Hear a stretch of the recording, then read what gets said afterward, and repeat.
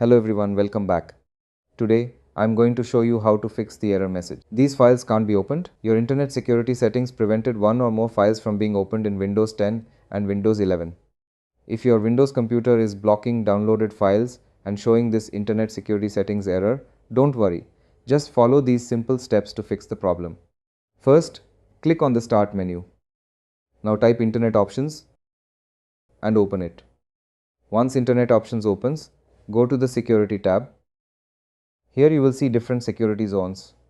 Click on Reset all zones to default level.